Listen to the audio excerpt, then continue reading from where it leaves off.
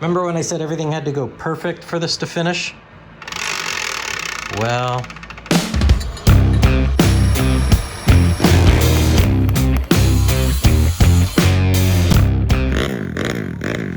all right, quick update.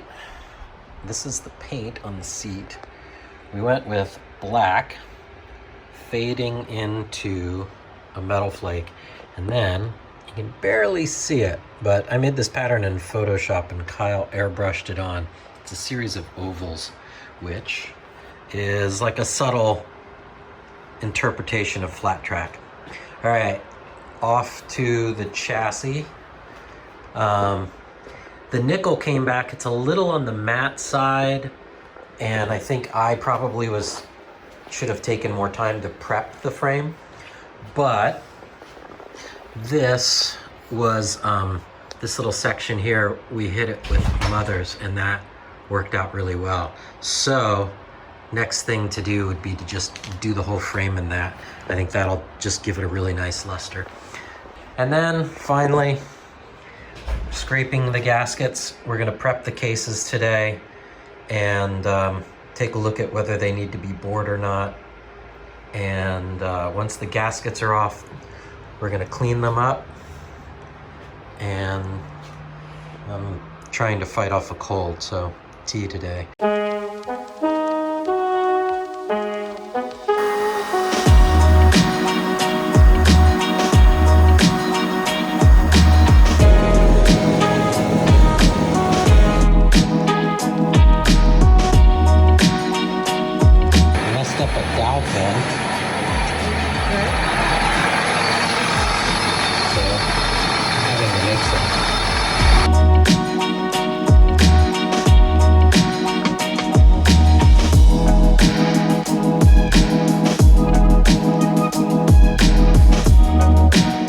Sure, I should be working on the engine, but I have to pressure wash that outside.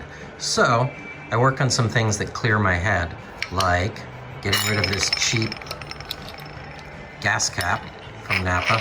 I like the insides. I need all of that. So what I'm doing is I am turning a piece of aluminum here and then press fit the insides of the gas cap into this piece of aluminum, which I then turn.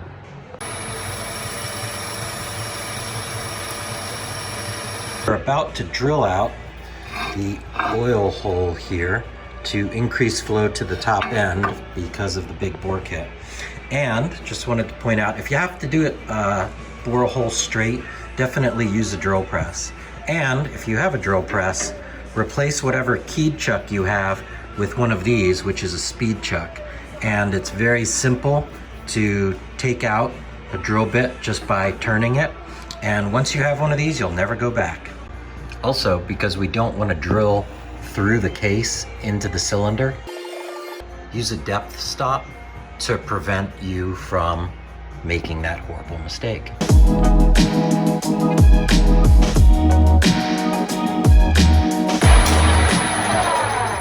Last thing to help make sure we press the bearings in straight is just making some aluminum pieces that we can use to tap in the bearings once the cases come out of the oven.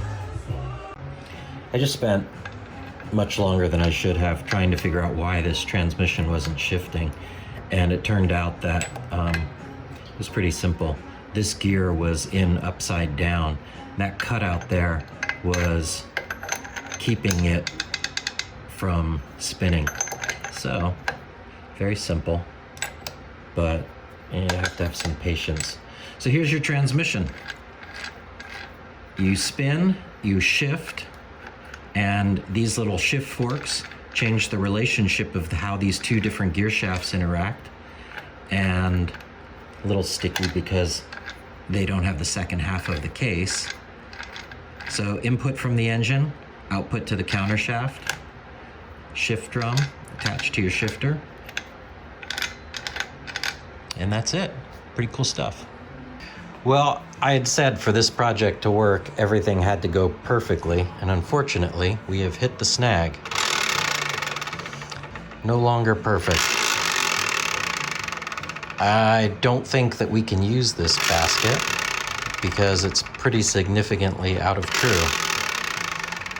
which means the stock basket, but we'll probably smoke that right away. I guess there's no choice but to try it. So when I mentioned when I was disassembling the engine that I will put a rag into the gears as a way of keeping them locked up so you can use a wrench to undo the bolts. A lot of people had mentioned that pennies were another good solution, and that is absolutely right, but pennies are no longer copper. 1982 is the